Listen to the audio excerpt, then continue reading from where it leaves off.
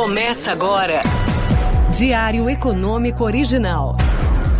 Uma parceria entre o Banco Original e o Canal Rural, com uma análise das principais informações que impactam os mercados, a economia global e do Brasil. Apresentação Marco Caruso. Bom dia e bem-vindo de volta ao seu Diário Econômico Original. Hoje é segunda-feira, 10 de abril de 2023. Sexta foi feriado aqui, mas a agenda lá de fora seguiu a todo vapor. Os números do mercado de trabalho norte-americano mostraram redução no ritmo de criação de vagas em março, mas ainda naquele ritmo saudável e levemente acima do consenso. O desemprego até conseguiu voltar a cair, batendo ali baixíssimos 3,5%, só que a gente também viu os salários mostrando alguma descompressão. Ou seja, os dados não parecem alterar muito o cenário de curto prazo, que eles acabaram vindo mistos. Dito isso, no final do dia, na minha visão, eles penderam para o positivo. Basicamente porque eles contemplaram as duas grandes preocupações que a gente tem visto recentemente em falando de Estados Unidos. Por um lado, o emprego segue bem e empurrando a tal da recessão mais para lá, só que os salários tiveram sim algum alívio que acaba reduzindo na margem a pressão sobre a inflação. Então eu entendo que o cenário hoje está dividido, falando de Fed de juros, entre mais uma alta de 0,25 ou a manutenção da taxa básica no nível atual. Dito isso, eu continuo não vendo espaço algum, pelo menos até agora, para cortes antecipados de juros ainda esse ano, como é o caso daquilo que o mercado tem colocado no preço.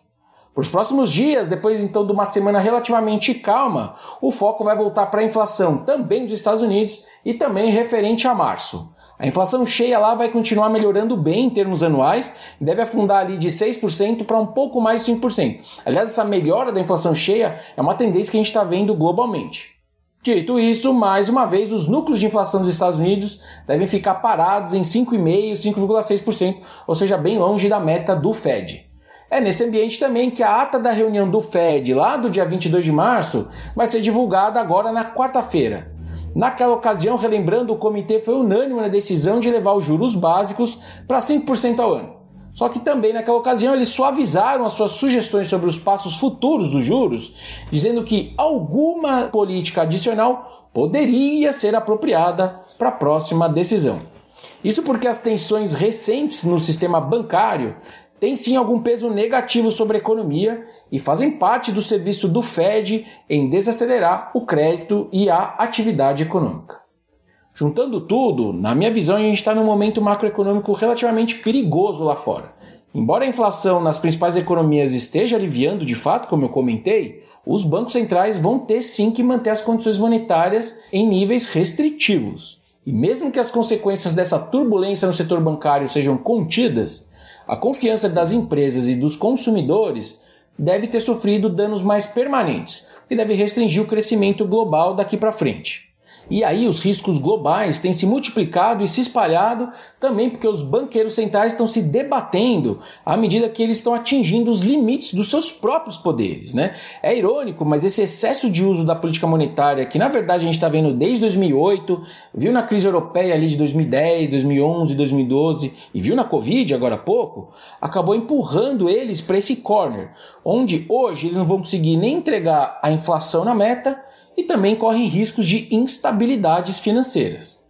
É verdade que os banqueiros centrais impediram o colapso do crescimento econômico nessas crises todas, de um lado, mas também eles acabaram expondo o mundo a uma série de fraquezas financeiras e às custas, na minha visão, do crescimento de médio prazo global. Para os economistas de plantão, então, o mundo parece cada vez mais com aquele modelo das duas ilhas do Robert Lucas, não sei se todos lembram. O risco aqui, pessoal, na minha visão, é de estagflação nas principais economias globais, incluindo os Estados Unidos. Falando de Brasil agora, o governo deve encaminhar para a Câmara Federal o projeto de lei complementar que cria o marco fiscal que vai substituir o atual teto de gastos, Vai vir o tal do Word da lei fiscal que foi anunciada nas últimas semanas. A proposta contempla limites mínimos e máximos para o crescimento dos gastos e também promete trazer de volta o superávit primário das contas públicas federais a partir de 2025. Só o projeto não é suficiente para isso, como até já deixou claro o ministro Haddad. Eles vão precisar reduzir, por exemplo, desonerações, que hoje, né, essas isenções de impostos já chegam a mais de 400 bilhões de reais. É um belo lago para o Haddad pescar.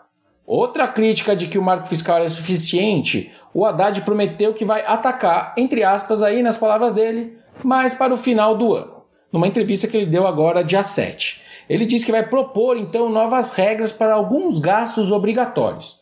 Ele citou ali reajustes do salário mínimo, reajustes dos servidores, pisos e vinculações para os gastos com saúde e educação.